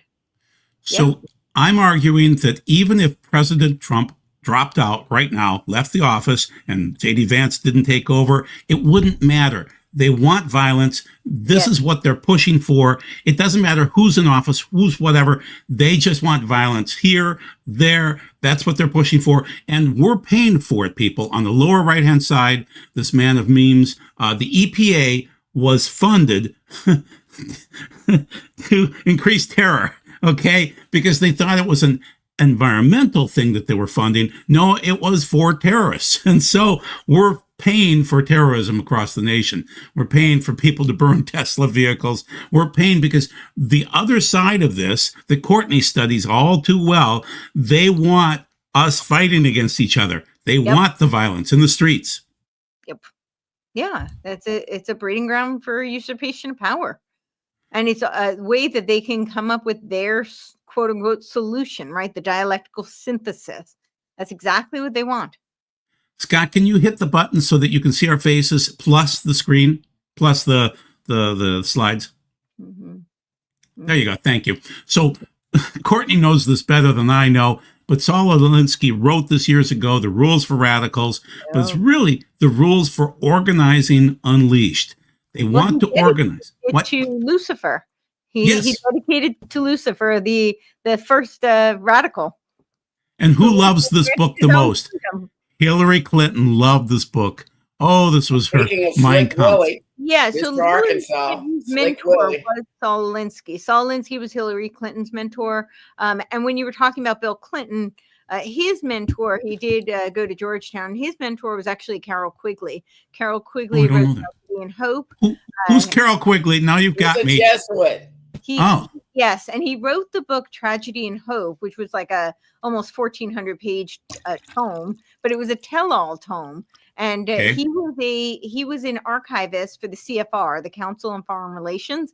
And so he basically blew the whistle, and he did it as an insider who was really proud of what they were doing. And they were very upset with him. They're like, we're secret for a reason. And, I'm paraphrasing, but he essentially was like, but what you're doing is so incredible. The world needs to know. So he wrote this huge tell-all tome about the CFR and their machinations and their ties with the roundtable groups and Cecil Rhodes and trilaterals, right? That's all conspiracy theory. That's wackadoodle stuff. Like JFK was really killed by a lone gunman. Oh, that bullet bounced around perfectly. I mean, that was the perfect shot. Yeah, and then he also wrote the Anglo-American Establishment book, which a lot of less people are familiar with, but it was a shorter book and actually quite relevant today. So basically, this was written for Satan. It's about demons. It's about communists. It's about Satanists. It's really about chaos. They're just trying to foment chaos everywhere and see if any of those actually take off. Start a fire here. Maybe it'll take off. Maybe not. We'll try another one. They just stay after it. Yeah, they don't let up. They're very persistent. Give them that. Courtenay, do you have any comments about 1 through 6 on this page in terms of any of those that strike your fancy? I don't know if I can quite see them. Sorry, I could have made it larger. I might be able to look it up and read. I don't memorize them, but That's fine. That's fine. So basically, we see it all the time. The whole, like you attack your opponent and you blame them. It's basically projection, right? Masters of projection. Yeah. It's narcissism, isn't it? Yeah, it is. It absolutely is. It's narcissism. It's gaslighting. All the tools. Okay. So ridicule is a man's most potent weapon. There's no defense. It's irrational. It's infuriating. It also works as a key pressure point to force the enemy into concessions. And we're being forced into concessions right now, guys. That's point number 5. I have them in front of me now. So the first one is power is not only what you have, but what the enemy thinks you have. Power is derived from the two main sources, money and people. Have and the have-nots. And this is what we always see. This is Marxism 101, right? This is the oppressed and the oppressor. And so we must revolt against the haves, right? Because they're oppressing us. And it's really Gnosticism. That's what it is, right? We're being trapped. We're trapped by our circumstances. We're trapped by reality is trapping us. And so we must revolt.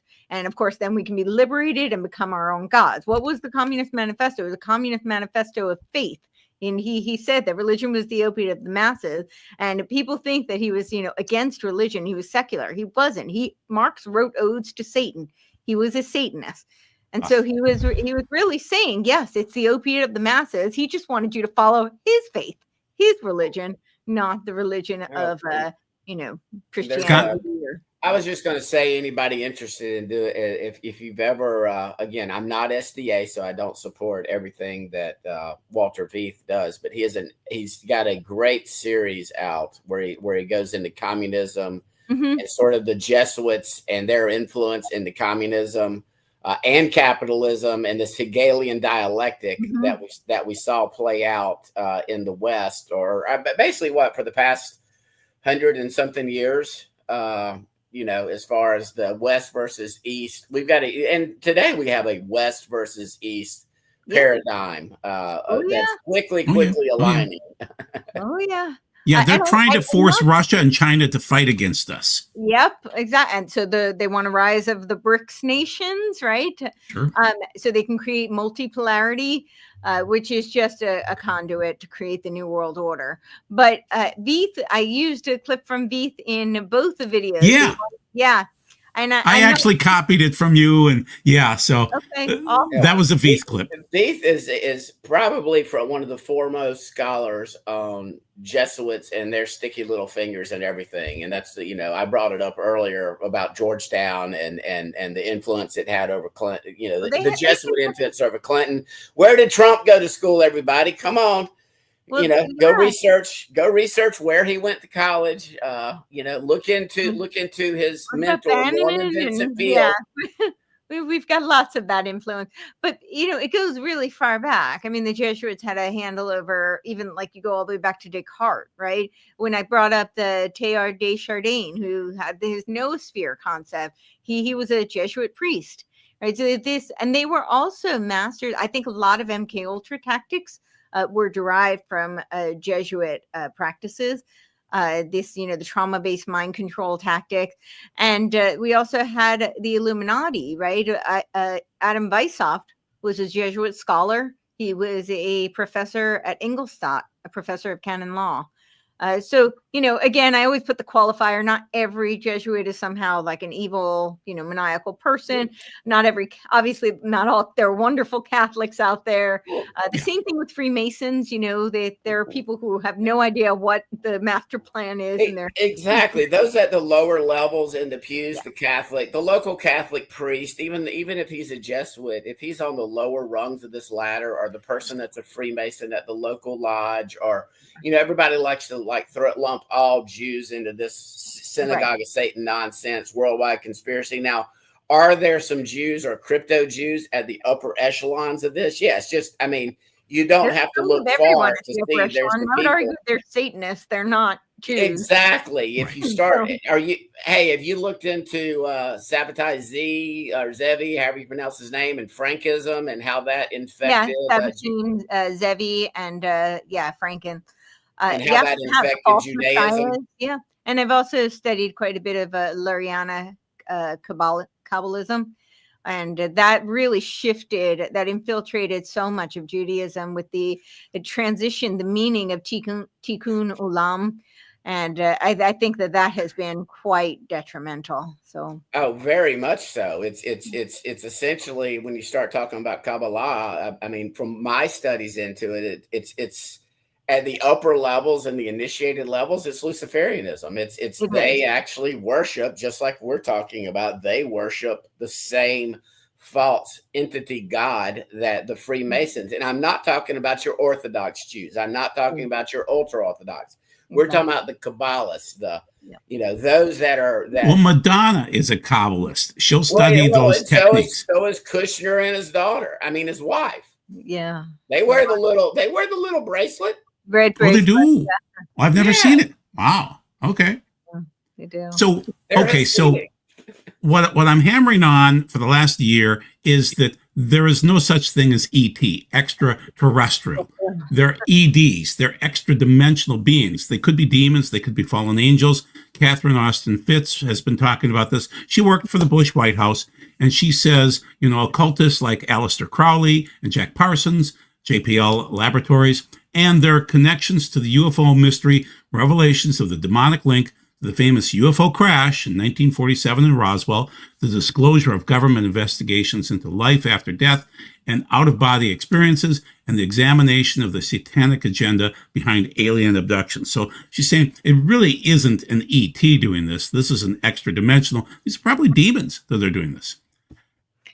So I don't know. To me, a lot of this UFO stuff is, a lot of the narratives are tied to some of these occult religions, tied to some of these occultists who have intelligence connections.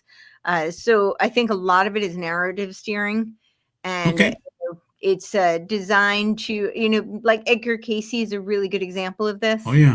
Yeah. And I think it is designed to, for a lot of reasons. It creates fear, it creates distraction. Even Reagan said that the best way to get the world to unite would be a fear of an extraterrestrial threat. And it's a great way. Right. What was the War of the Worlds? Remember that experiment? Oh yeah. Yeah. H.G. Wells and Tavistock did the experiment. So yeah, I think that it's very convenient for those who want to create a lot of fear and sensationalization, sensationalism rather. But I think it's a very useful narrative. But they're having congressional hearings on UFOs now. We've never had that before. I mean, they've swept it under the carpet. The drip is all of a sudden. Timing is everything. What, Scott? I said the drip is all of a sudden a steady. It's faster. more than a drip.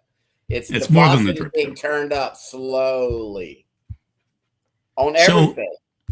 So basically, behind these events that are coming up this weekend on June 14th, the billionaires are paying for it right now. And so they seem to be more Luciferian than billionaires, or maybe that's how they got there. But basically, 3 billionaires, Soros, Gates, Hajan Weiss, I don't know him, but 8 foundations, Carnegie, Ford, Grove, Kellogg, MacArthur, Packard, Rockefeller, Tides, 6 unions. Keep in mind, the unions are not evil. The regular union people are regular people, but the leadership is organizational. And that is what Alice Bailey wants you to do, is organize, okay? And I've had some dealings with SEIU. There's some demonic characters there, okay? And they're organized. So, and then, do you know who Arabella Advisors funds? New Venturium North 1630. Have you ever heard of those guys at all, Courtney? I don't think so. Okay, that's fine. But basically what they're saying right now is that these boxes of masks showed up at the protests.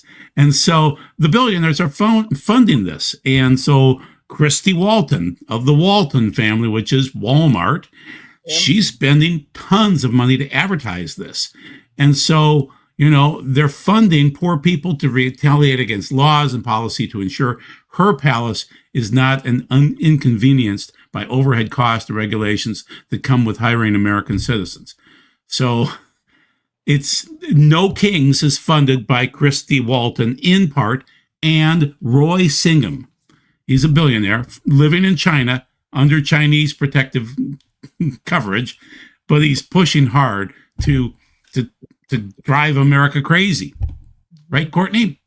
Yeah, I would agree.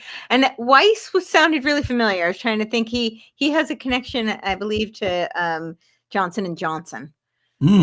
Yeah. Okay. So they have big money behind them, and we don't, obviously. So then the funding coming from Soros again. And so they're citing something weird. Trump is the Napoleon of culture wars. I just heard that today on Dr. Drew. And it's interesting. They're comparing Trump to Napoleon. And so if we go back to 1789 through 1793, they just said it's time to start beheading people. And they really they kicked it off, Robespierre in 1793. And so it's not just, it's basically anarchy. Okay, that's what they want. And they're paying for it. And it doesn't matter if it seems to be coming from a religion or from a person. It's just people that want anarchy. They're pushing their Hegelian dialectic against us. They're forcing us into fights, right? Yeah, I would agree. Absolutely. And what did Marx say was the end goal? It was essentially anarchy, nihilism.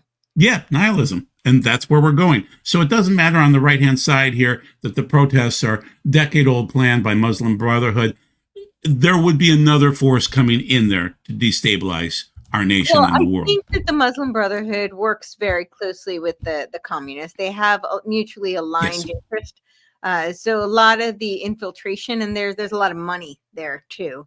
So they're in a position to fund a lot of these kinds of agitation. So if we go back to 1933 through 1947, say, you would see the Muslim Brotherhood working closely with the Nazis. Then you move forward now, and they're working very closely with the communists. So it's just chaos. Well, the Nazis, National Workers, Socialist Workers Party, right? Yeah. They were communists. They were just national communists, right? National communists, yes. Their goal, and we're seeing so much of that, right? I just talked about the Dark Enlightenment people. They're all, vying for they're very tied in with this, the Theo Bros, who are vying for, essentially a theocracy, and the Christian nationalist groups. There's a very similar, the ethnocentric type of worldviews, but the Nazis, they actually wanted. It was nationalism, but they wanted those borders to expand. They wanted the Germans to rule the world. They just wanted, they called it nationalism, but it was still imperialism. But there's billionaires in with them too, which is bizarre. Well, yeah. How do you think he got into power? So what's coming up this 14th of June is No Kings. and it doesn't matter, once again, you could have Trump walk out of office and you would still have a protest coming up. Okay? They just want protests. And so I'm seeing this full moon that's occurring right now with the Luciferians, whether they're Bilderbergs or whether they're Alice Bailey types, that's June 11th. But then, and it does match up between the full moons, the blood moon eclipses of 3/14/25 and 7/8 of 25. But then on the 14th of June, we're going to have this No Kings event, and it's going to be massive, 1,500 U.S. cities. And it's going to be a parade, and it's going to be a nightmare. Once again, it's everywhere across America, even in Mexico, too. So in America, we don't do kings. Well, they're against leadership in general. They want anarchy. Yeah. Yeah, no, we definitely don't want kings, but that doesn't mean we want complete destruction either. So that's what they're advocating, right? That they're doing riots. This is all chaos and destruction. It's all chaos. And the media is going to be behind it, which includes Saturday Night Live and other shows where you're going to have Lady Gaga smearing blood on an actress's face.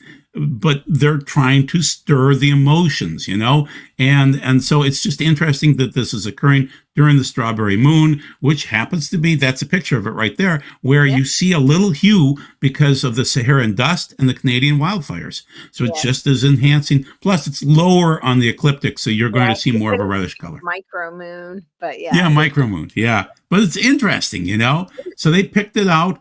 And then I can't remember exactly why. Oh, because the next page is going to be about the Bilderbergs that are meeting. So, I'm sorry, a couple pages from now. But basically, again, this is Strawberry Moon peaks at the lowest point. Yes, as you stated. It's also interesting because this is the next. We're in this phase, and then the next time this occurs is 18.6 years from now. 18 or 2043, something like that, basically, because it's a Soros cycle. So they know this is a huge moon, and they're hitting it. So once again, New York, London, Geneva, and it's called a Christ's Festival, Gemini World Invocation Day. Yes, Christ's Festival. Yep. Not that Christ. No. Christ consciousness. Here's Bilderberger. So basically, they're meeting in Stockholm. Externalization of Money Masters Part 2. This was written by Jakob Nordgaard. I have an episode with him coming out tomorrow. Oh, cool. I interviewed him, and I put a link to this actually in my article. He does really great work. He's got a new book. It's called The Temple of Solomon. Talks about a lot of these concepts. And he did a book on the Rockefellers as well. He does really great work. It's a great episode that I did with him. So, and he's from Sweden or Norway or someplace. He's Swedish, and that's why he was so familiar with this Bilderberg meeting that's being held in Stockholm. And he knew the Swedish family. He knew the history of this. So, yeah. There you go. Okay. And also, you can work for the union, that's fine. But keep in mind, the top union people are organizing. And in many cases, they're funding these protests. They benefit from this chaos, too. So just keep in mind, the communists have been in the unions for years. Oh, yeah. And once again, Trump is the Napoleon of culture wars. The Labor Party.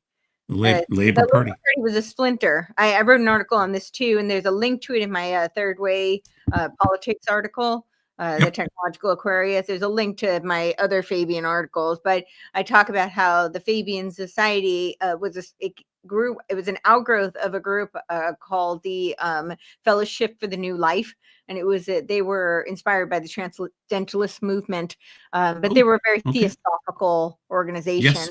And then the splinter group, because the Fabian Society was 1884, and then they decided they needed a group, an organization that specifically focused on political matters, and they created the labor movement, and that was in 1900. And they're meeting June 2 to 13, so during this time frame, they're meeting right now, okay?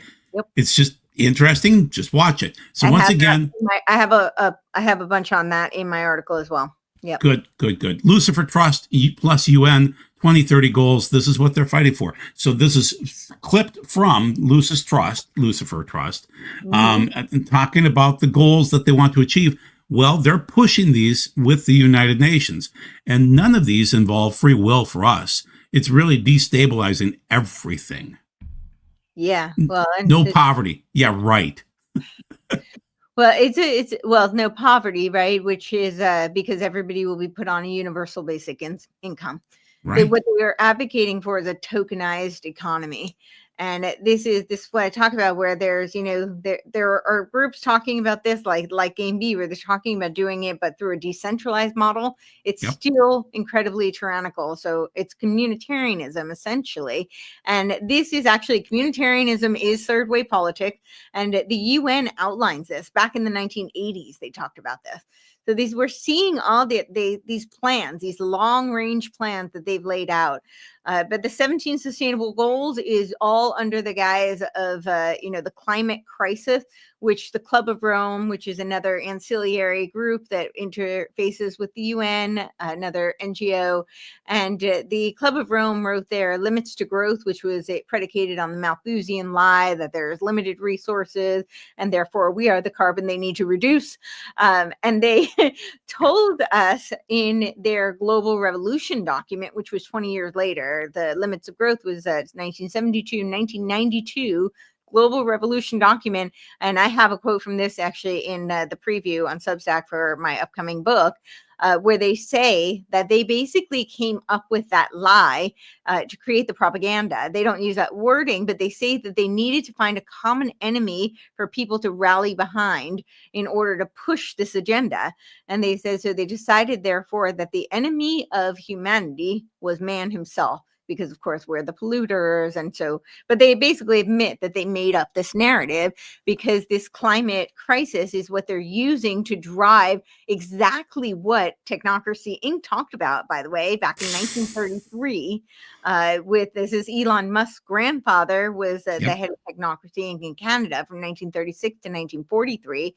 And they talked about using energy credits. What do they talk about now? Carbon credits. It's the same thing.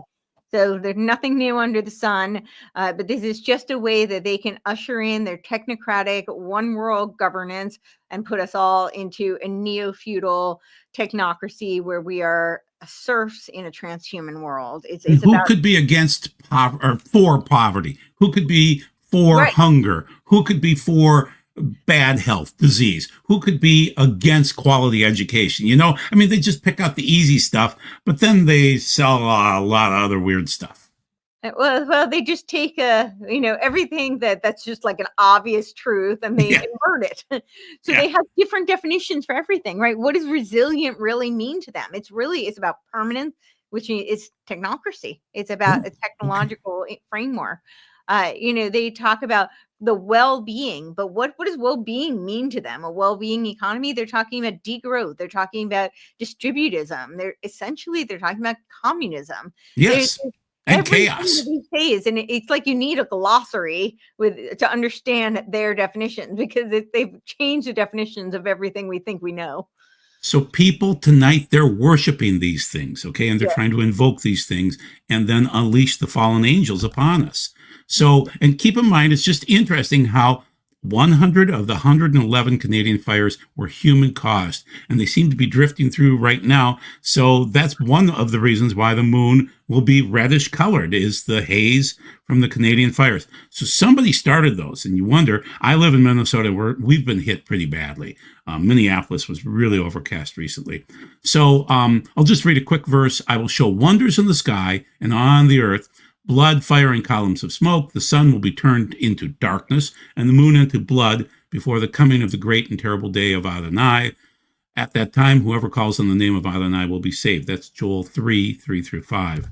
So when you see these things occurring, which includes, in this case, the KP, where you have this increased proton surge and UV surge occurring on the planet from late May into the first few days of June, and then back into the green, which is okay. But we had some of the highest recorded measurements ever, other than during a true huge solar storm, 1859, say. And so when you see these things, keep in mind, because I live in Minnesota and we're going to get the big storm tomorrow. So about a week after the solar flares, about a week after you see the auroras, you'll see the electrical storms, you'll see the earthquakes, you'll notice more of those things occurring. You'll see the anomaly grow that's now in the southern hemisphere down near Argentina. And then eventually, I argue there's a pole flip. People argue with me, but they're observable.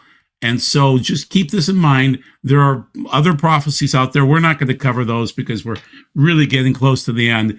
And I don't know if Courtney wants to cover Dimitri Duduman or any of these people, but basically, I'll just state one sentence from this. When the Americans will think it is peace and safety, which is 1 Thessalonians 5:3, from the middle of the country, some of the people will start fighting. He argues they're communists, will start fighting against, I believe, Trump's government. And the government will be busy with these problems, and then Russia will attack. So we'll see if this actually happens. But the main thing is we're seeing this Hegelian dialectic going on where we're trying to fight against each other, and we don't want to fight. I don't need to fight against anybody. I just want to eat and sleep and have a roof over my head and just the basic Maslow's hierarchy of needs.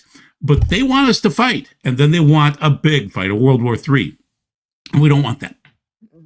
We don't want that. No. So that's...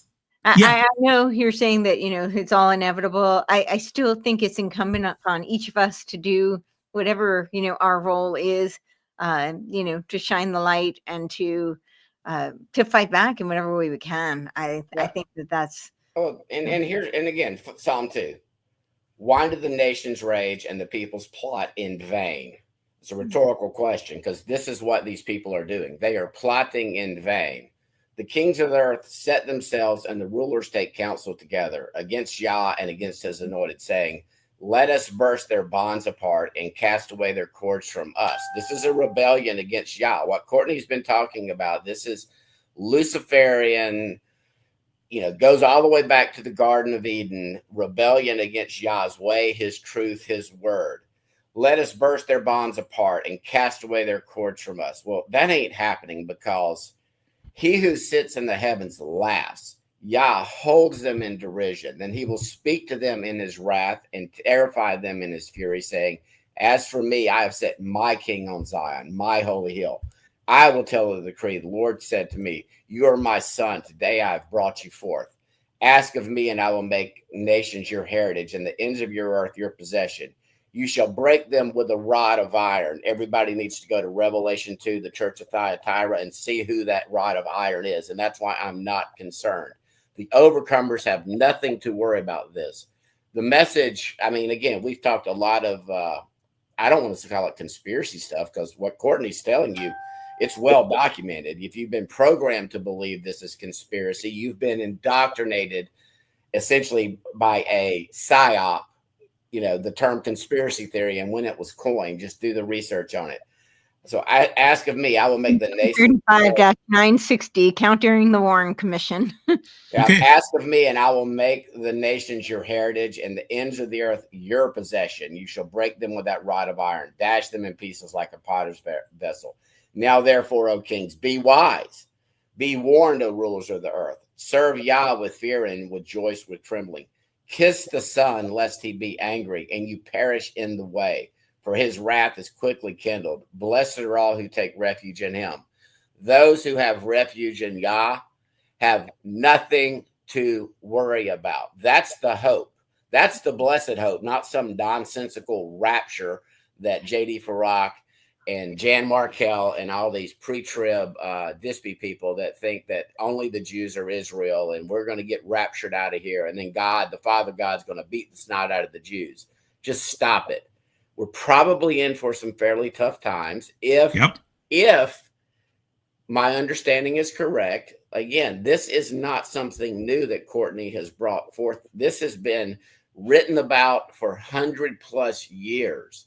And it just so happens that all these things are aligning when we have this technocracy starting. And we have just recently these technocrats and these people that, PayPal founder, et cetera, they've now inserted their AI into the federal government of America. So, but again, we're not, Courtney, I'd have to push back. We are not going to stop this because I've read the book.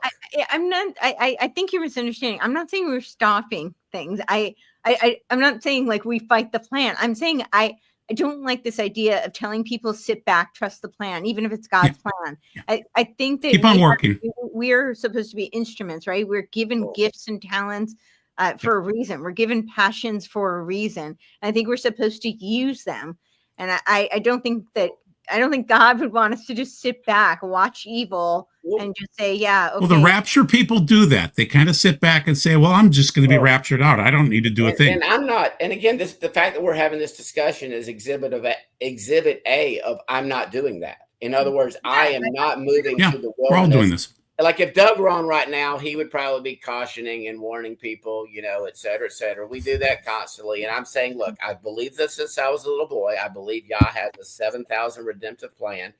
And it was about 4,000 years if you count from Adam to Yeshua and use the Masoretic text, it was about 4,000 years to his death. And then if we move forward, assuming our history is accurate and we're down in the vortex of Tartaria. And again, the assumption is our history is fairly accurate. It's been about 1.995-ish days since Yah returned to his place. And this is straight out of Hosea 5:15 and Hosea 6:1 and 2. And so, again, I don't think we're seeing everything align and converge. And Courtney, I don't know where you may not follow this, but there are millions of Christians around the world that are all of a sudden waking up going, you know what? That Jesus guy meant what he said. He said not one jot or one tittle would pass from my law. The Christians have been a horrible witness to the Jews for the past 1900 years. We want y'all to believe in a Messiah that came around and it's okay for you to eat pork, and we just invent our own Roman Sunday. We can take a pagan Roman festival and slap Jesus on it. We can take the Queen of Heaven festival and call it Easter. No, he has first fruits. He has the Passover lamb, which pointed to Yeshua. We see this Feast of Trumpets, shouting. You see all the typology back in when Israel, after being led around in the wilderness, because they didn't wander, they were led by Yah for 40 years. They marched around Jericho for 6 days for a reason. On the seventh day, they marched around it 7 times for a reason. If you can't see the parallels between Joshua and Revelation, I can't help you other than I would love to have a chat. And I believe we're approaching the end of that 6th day. 6 is the day that man and beast were created. And I'm preaching right now, but this is the message of why, again, Doug hates this kind of stuff, but I actually love it because we need to. We love Courtney. She's brilliant, and she's really educated you tonight. What I'm saying is, I think Christians need to open their eyes and see the evil in the world and how it's infected, like the Roman Catholic Church and what she wants to do, and how it's this ecumenical movement and all we need is love, and there's many paths to Yah. No, there's only one way. There's only one truth. Truth does not change. Mm-hmm. And so anybody that's taught you truth changes, they're a liar, period. And I'll stand on scripture all day long, and people can lob rocks at me. They can bash me upside the backside. I don't care. You're not going to hurt my feeling. So anyway, anything else? It's about 9 o'clock. Courtney, do you have anything, last words to say? Well, I mean, to that, to speak to what you just said, I do see a lot of deception. There is an ecumenical interfaith movement. We're seeing a lot of leaders who speak in Christianese, as I call it, who are recently converting. And of course, I want to be hopeful, for that whatever somebody's path is, that it's authentic. But I think a lot of times they're using it as a front in order to lure people in for deceptive intentions. And Courtney, real quick, it fits into this preterism view that the Jesuits practically invented as part of the Counter-Reformation because all the reformers were teaching that Pope and the Roman system were Antichrist. Not the Antichrist, the way we evangelicals have been indoctrinated by Jesuit theology. Not the Antichrist, but Antichrist. They are against truth. Right. They are against the Messiah of the Gospels. They have invented and totally changed, and they invented a Roman Jesus. You look around at any Catholic church, they always have him, either sweet little baby Jesus Tammuz in the Queen of Heaven's arms, or they have him on a cross still. No, my Savior came up out of the grave 3 days and 3 nights later, just like it says, in Jonah, and he has ascended to the heavens, and he is returning. And Psalm 2 is pretty crystal clear. He's not going to be happy with these kings of the earth that just think they can do this. And that's why I'm saying, again, I may be incorrect. And I would certainly not want my children and grandchildren and great-grandchildren to grow up in this dystopia that they have planned. Mm-hmm. But I don't believe Yah is going to allow it to happen. It's going to be just like the Tower of Babel. He will intervene. In other words, he is going to prevent all humans from taking this. Dr. Hamp has a great book on corrupting the image. It's the oldest lie in the book. You too can be as gods. And this, you start looking into some of this as far as this, interconsciousness and loading up your consciousness, interwebs and all this other things. It's a religion. And Yah is not going to let it happen. He is not going to let his image be corrupted, just like he didn't let it be corrupted back when he sent the flood, just like he divided at Nimrod and at the Tower of Babel, and confused the languages and divided them into 70 nations. Nothing to worry about. Don't be fearful, even if all hell breaks loose. And I don't even like to use that term because, well, some of it will break loose on the 14th of June. You know what I mean? The grave ain't breaking loose anywhere until Yeshua returns and we're resurrected. Then that's when the whole grave breaks loose. So, okay. So, Courtenay, how do we find you again? How do people, when they want to do more research with you, how do they find you? So they go to CourtenayTurner.com. Again, I spell my name like Courtenay. It is pronounced Courtenay, but it's spelled Courtenay. So it's CourtenayTurner.com. My Substack is where you can find my articles. It's also where all of my podcasts go early access, and they're ad-free on Substack. So that's a little treat for my paid subscribers. And but I have all of my podcasts on all the other platforms. They do eventually go to all of them free a few days later. They just have ads on them. So, but yeah, that's where you can find me. Find all of my interviews, as well as I do a solo show. Yeah, my and basically, people, she's going to be following up on this Luciferian conference, and the news will not come out right away. They're not going to say, hey, by the way, we were worshiping Satan. Well, just so you know, I mean, and I go through this in my article. I mean, they specifically say it's a centennial conclave. So they say that you don't see the results of it until the next century. So they talk about it in hindsight. So every century after is when we see the effect. But my point in most of this article was trying to lay out that because a lot of these people, whether they believe it or believe in this religion, this Luciferian theosophical religion, or they're using it as a tool, a social engineering, a mechanism of control, they are orienting a lot of their meetings and their plans around these writings of Alice Bailey. So I think it's just really important for people to be aware of all of these various globalist meetings and what they are laying out. And of course, the topics, and a lot of these topics are surrounding things like AI and, technology and human brain interfaces, which is transhumanism. So which is the mark of the beast. And so, I mean, these things are happening, people. They're being built. They are being built, and they are discussing them in real time. A lot of them are probably, already in motion. We are not privy to everything that has already been researched or created. But yeah, the AI World Society, which is the vision for the centennial of the UN, this is 2045.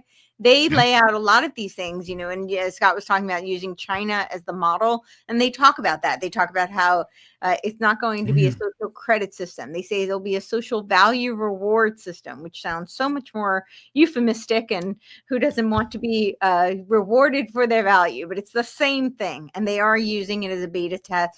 And a lot of places in the world are already living under this type of technocratic rule. So, yeah. Okay. Wow. We done then, guys? No, stop being stupid today. Quit posting dumb comments, because this is not an interview. We are not having an interview channel. If you want to listen to Courtenay talk, she has her own podcast and YouTube channel. This is a chat format, everybody. So if you don't like me talking, don't watch. I mean, and I mean that. And this is somebody on Joel's channel, because I couldn't ban them. So I mean, you're not going to hurt my feeling if you don't watch anymore. Yeah. Well, anyway, thank you, Courtenay, for your time.